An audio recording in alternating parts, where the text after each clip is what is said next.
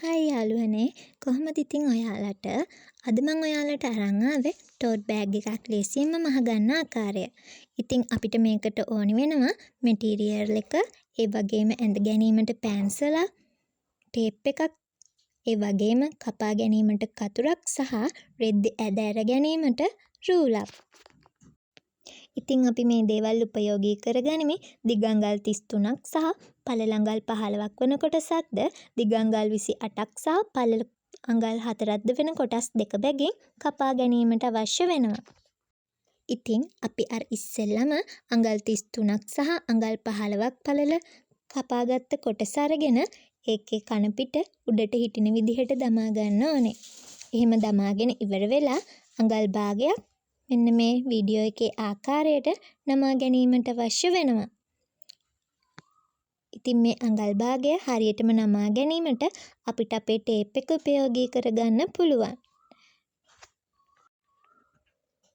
එහෙම අඟල් භාගයක් නමාගෙන නැවතත් අපි එතනින්ම අඟලක් පල්ලෙහාට නමන්නට අවශ්‍ය වෙනවා. හරියටම අඟලක් නමා ගැනීම තුළින් අපේ බෑග් එකට අවසානයේදී ලස්සන නිමාවක් ලබා ගන්න පුළුවන්. ඉතින් අපිට මේ හැම එකටම ගානට නමා ගැනීමට අපිට ටේප් එක උපයෝගී කරගන්න පුළුවන්.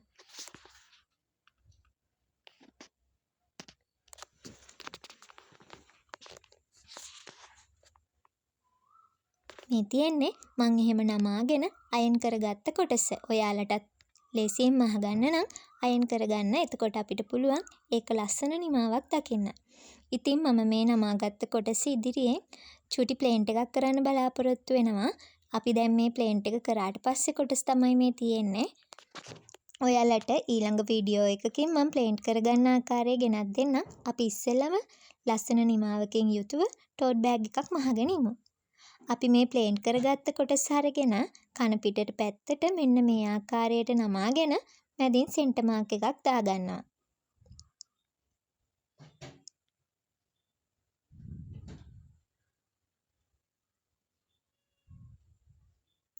එහෙම දමාගත්ත සෙන්ටර් මාක් එකට අඟල් 2.5 දෙපසට යන විදිහට මෙන්න මේ ආකාරයට මාක් කරගන්න අවශ්‍ය වෙනවා.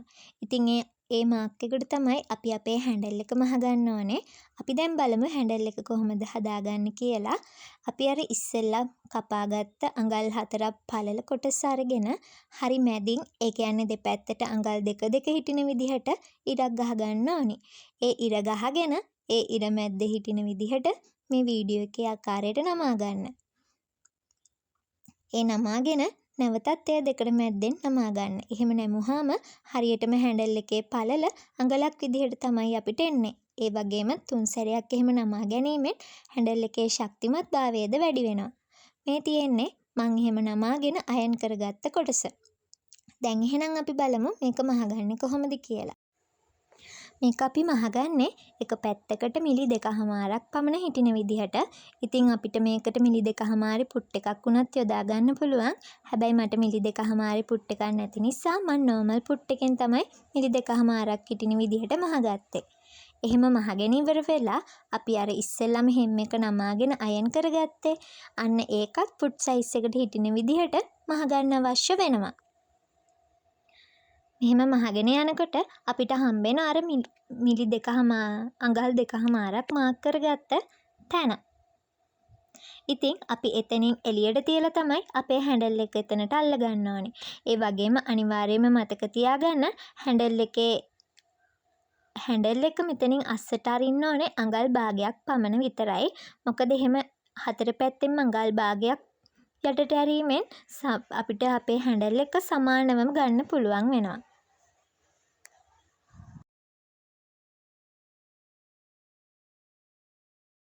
මේ තියෙන්නේ මං එහෙම හතර පැත්තම මහගත්තට පස්සේ බලන්නකො හරිම නීට් එකට තියෙනවා.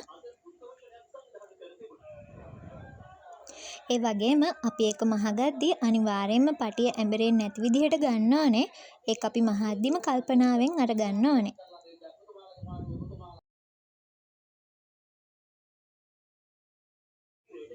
දැන් අපි මේ එහෙම මහගත්ත හැන්ඩල් එක උඩට පෙරලගෙන අර අපි කලින් මාක් එක දාගත්ත තැනටම කෙලින් හිටින විදිහට මේක තියලා කොටු කතිරයක් ගහගන්න ඕනි. එහෙම කොටු කතිරයක් ගහගන්නකොට බෑග් එකේ හැන්ඩල් එකේ ශක්තිමත් භාවය තව තවත් වැඩි වෙනවා. නැත්තම් අපිට පුළුවන් නිකන් ටැග් කරගන්නත් ඒත් කොටු කතිරයක් ගැසීම තුළින් අපේ බෑග් එකට හොඳ ක්වොලිටි එකක් ලබා ගන්න පුළුවන්.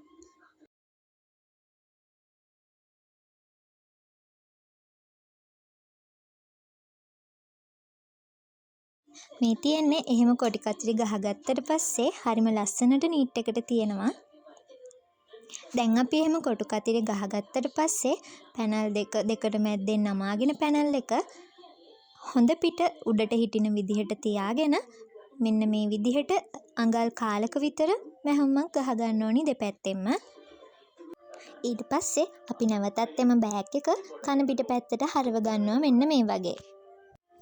එහෙම හරවගෙන නැවතත් අඟල් භාගයක් පමණ හිටින විදිහට දෙපැත්තෙන් මැහුම් ගහගන්න ඕනේ. දැන් නැවතත් හොඳ පිටට අපේ බෑග් එක හරව ගන්නවා. ඒ හරවගෙන හොඳ කූරක් දාලා බෑග් එක ඩැමේජ් වෙන්නේ නැති විදිහට මුළු එහෙම හොඳට සකස ගන්න ඕනේ. ඔන්න දැන් අපි අපේ බෑග් එක මහලා ඉවරයි. මහලා ඉවරුනහම ක්වොලිටි එකටම අපේ බෑග් එක තියෙනවා. ඉතින් ඔයාලට තව ඉස්සරහට මේ වගේ වීඩියෝ ඕනි නම් මාව ෆලෝ කරලා තියාගන්න.